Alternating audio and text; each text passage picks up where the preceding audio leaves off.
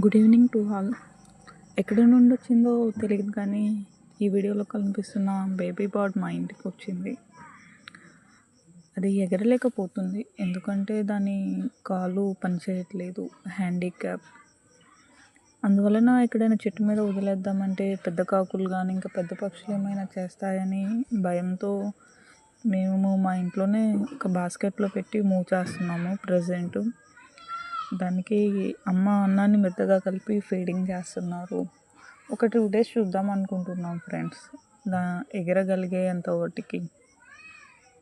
దేవుడి దయలా ఎగిరి move on అయితే హ్యాపీ. ఎక్కడైనా వదిలిపెడదామంటే కాలు బాగాలేదు.